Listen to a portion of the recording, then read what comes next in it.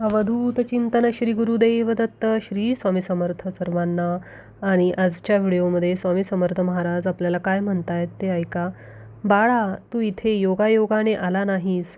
हे स्वामी समर्थांचे नियोजन आहे.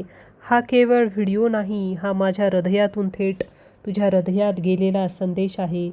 शेवटपर्यंत ऐक, कारण तुला जे ऐकायचं आहे ते आधीच तुझ्याकडे येतंय. बाळा, मी पाहतोय तू काय ओझं उचलतोयस. हसतोस पण आतून जखमी आहेस. लोकांना सांगतोस मी ठीक आहे, पण तुझ्या आत्म्याचा थरथरता आवाज माझ्या कानात पोहोचतो आहे. घरासाठी, कुटुंबासाठी, स्वप्नासाठी तू स्वतःला तोडून घेतलंस आणि या न दिसणाऱ्या लढाईत तू हळूहळू स्वतःला विसरू लागलायस.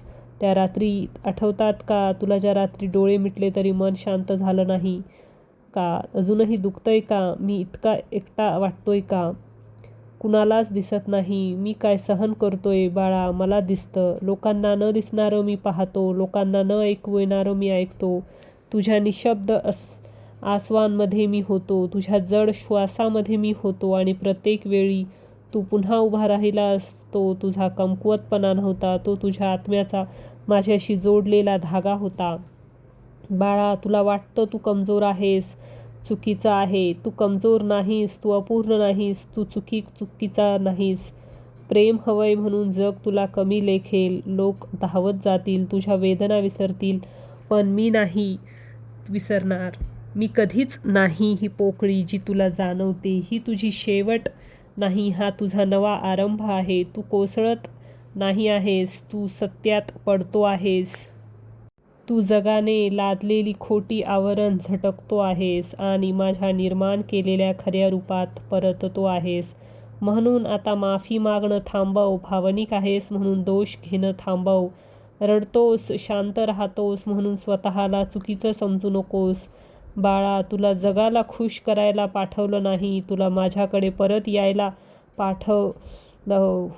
मला माहिती आहे तू विचारतोस माझ्या प्रार्थना का पूर्ण झाल्या नाहीत, लोक का सोडून गेले, जीवन का अन्याय करतंय. बाळ, मी कधी शिक्षा देत नाही, मी फक्त तयार करतो.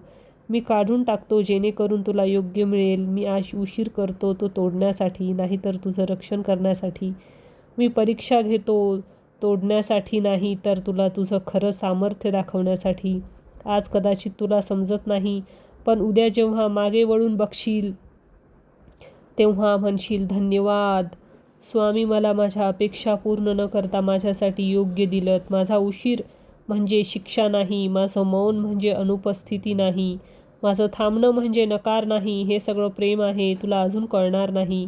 इतकं खोलवर म्हणून बाळा, विश्रांती घे. रडायचं असेल तर रड. जे तुझ्या हातात नाही ते सोडून दे, ते माझ्याकडे ठेव. तुझ्या चिंता सांग, तुझे दुःख सांग, कारण मी सदैव ऐकतोय.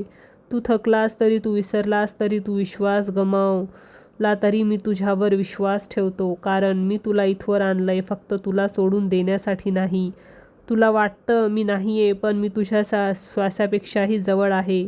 बाळा, हा दिवस तुझ्यासाठी नवा असू दे. पळणं थांबव, दिसण्याकरता हसणं थांबव आणि माझ्याकडे परत ये. शांततेत परत ये, तुझ्या आत्म्यात परत ये, माझ्याकडे परत ये. तू हरवलेला नाहीस, तू तुटलेला नाहीस, तू एकटा नाहीस, तू माझा आहेस आणि मी तुला कधीच सोडणार नाही. परत ये बाळा, परत माझ्याकडे ये. विश्वास ठेवा. स्वामी समर्थ अजूनही तुमची कथा लिहित आहेत. जर हा संदेश तुमच्यासाठी आशीर्वाद ठरला असेल तर कमेंटमध्ये लिहा, जय जय रघुवीर समर्थ, आणि हा संदेश इतरांपर्यंत पोहोचवा. श्री स्वामी समर्थ कृपा करतील. श्री स्वामी समर्थ. जय जय स्वामी समर्थ.